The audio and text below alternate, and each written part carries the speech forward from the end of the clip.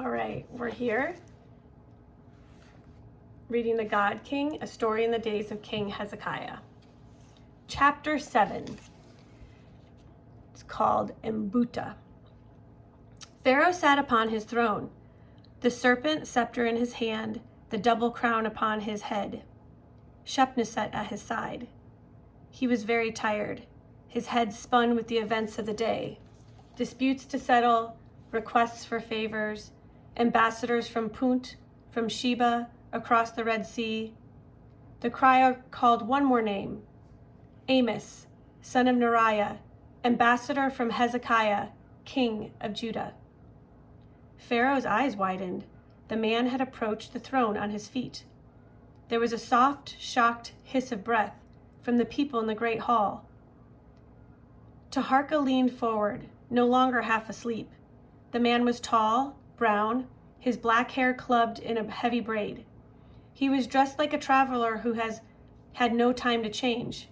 He moved like a prince, someone who would be at home in the courts of kings, but was as lean and sinewy as a man of the desert. He bowed for courtesy when he approached the throne, then straightened and looked straight into the eyes of Pharaoh. This time the people began to murmur, a few to cry out in horror. The vizier's voice rose above them. "Where is your tribute, envoy, your gifts for the god?" The man made his reply to Taharka. "I bring no gifts, my lord. I have come in great haste. What I have to say..." Suddenly he swayed on his feet. Thinking he was about to fall, Taharka rose. "You are ill?" The man steadied himself with his traveler's staff, but Taharka was remembering his lessons in healing at the school for the children of the god. The man's face was gray from exhaustion. Another few moments and he would collapse in earnest. "Bring him into the small chamber," he ordered, "and bring him some wine," said Shepnuset. They made their way the length of the great hall to a small room set aside for private audiences.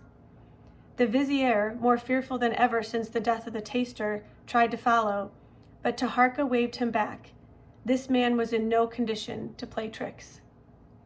The door closed behind them, and the man Amos in his travel-stained robe leaned against it. A deaf servant brought him a chair and helped him into it.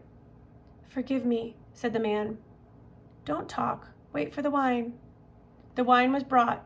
After a while, the grayish look left the man's face. "A good night's sleep is all I need. I forget when I had one last. There hasn't been time." Ambassador from Judah? Taharka was searching his mind, trying to remember. There had been a story long ago, and Mbuta had told him a story. "You have a sister kingdom, Israel?" "Had," said Amos. "Israel is no more. We of Judah are all that is left of the Israelite tribes." The voice of Mbuta came back to Taharka. "Your father had no help to give.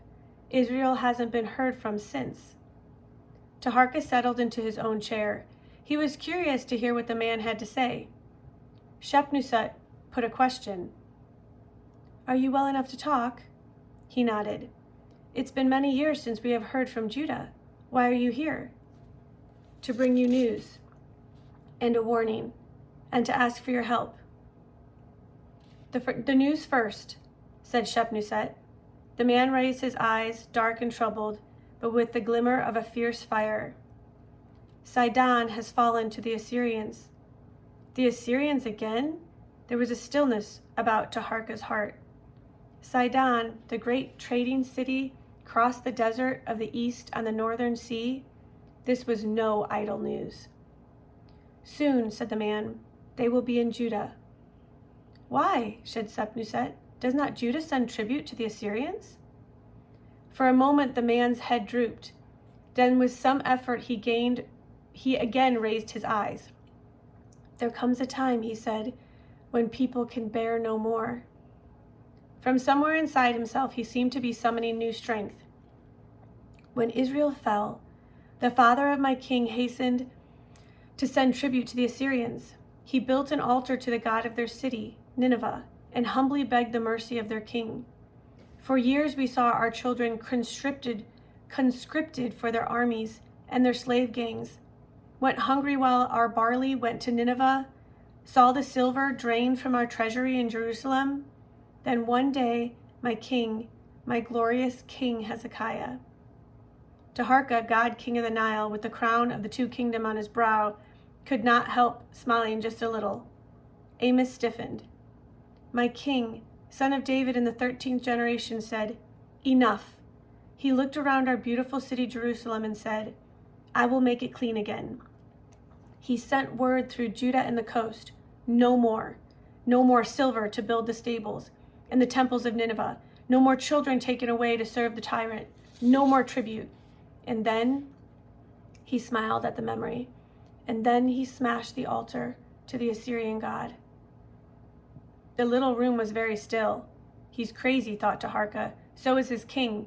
And yet somehow, deep inside him, he could feel a thrilling echo of the triumph in the voice of the man from Judah, the man whose God did not fear a foreign god. So, said the God King, that is why they will soon be in Judah? He was sure they would when they heard about that altar and when the silver stopped coming in. The man Amos tried to rise. He couldn't quite make it, but he leaned forward and his eyes, dark and intent, focused on the eyes of Pharaoh. Taharka could not look away. No, my lord, that is not the only reason. I said I had also come to bring you a warning. Listen well, my lord. Aided by his staff, he did manage to struggle to his feet. The Assyrians have a new king, Sennacherib. Taharka had heard the name. Make no mistake, Jerusalem means nothing to this man. A man still young, a greedy, ambitious man. His father conquered Babylon. What is Jerusalem to him? They have already robbed us of anything of value. No, to this new king, Jerusalem is only a snapping dog guarding a doorway, something that stands in his way.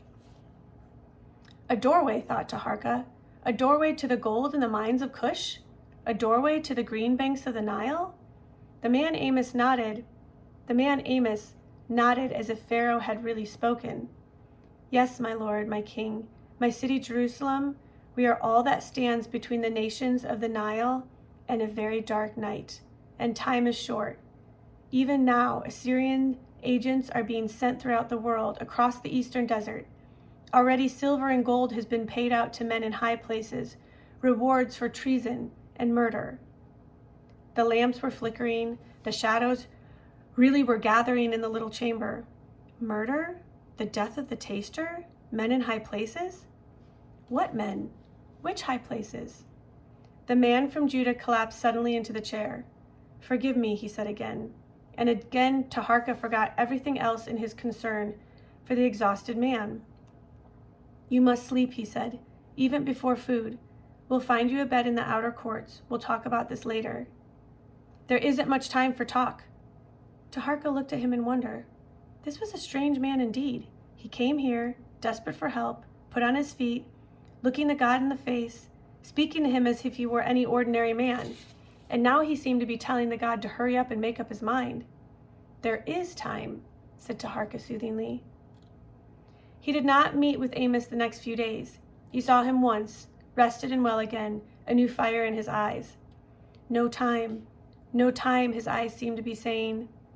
The news of Sidon's fall had become general knowledge. The council meetings grew loud. The general of the armies pressed and pressed. The time is right. They are occupied with other matters. An expeditionary force across the desert. If we miss this opportunity. Only the high priest had nothing to say. His thoughts seemed to be focused on something else. There was something in his silence that chilled Taharka more than all the warlike talk. It seemed to stir that other thought that was pressing in his heart. Somebody wants me dead. A messenger arrived from Napata and demanded an audience with Pharaoh. He carried news that could not wait. He had made the journey in 14 days. Taharka sat in his cedarwood chair in the private chamber of the god and heard what the messenger had to tell him. There was a long silence. Then Taharka said, "Leave me." And when the man was slow to move, "Leave me now." The darkness in the chamber, lit only by a small lamp, was like a black robe smothering him. He began to cry. He fell upon the great bed in the alcove and beat the cushions and sobbed. Mbuta, this is a spear, my little nephew. You grasp it so. They were not gods, your mother's people, but they were fine people. Too slow, great God, too slow. Move your sacred back. Mbuta, all he had left of his mother. This time there was no question of the will of the gods. This had been no failure of the heart, no hunting accident. The uncle of the god had been found with a knife in his back. The little lamp flickered. Soon the oil would be burned away. Taharka watched it gutter. So the Assyrians were there, even in Cush, striking down all that was honest and good to make way for that dark night of their own making. Unless, for just a moment, a thought far down in his mind flickered upwards and gave him pause.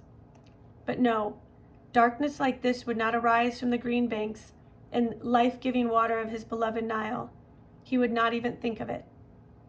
A long time he sat without moving. Then he felt the anger. It welled up inside him like a bitter, gushing spring. The world was trembling. He was the god. He had been taught that it was up to him to keep it sane and steady. The Assyrians might be strong, but this was Egypt. Egypt had once ruled the world. They would raise an army, 1 man out of every 10, armed with the iron-headed spears, chariots, and horses. Just as he was in the middle of the night, he sent for the men he needed, the vizier, the general, and Amos, the envoy from Judah. You can have your expeditionary force. You can have your war with the Assyrians. Send to Napata. I will meet with the council tomorrow. And he thought to himself, I will go with them. I will see them pay for what they have done. For the first time, the man from Judah knelt before the God King, not in worship, but in gratitude and relief. There were no misgivings in his eyes, and the eyes of the general of the armies shone with an eager light. That concludes The God King, a story in the days of King Hezekiah.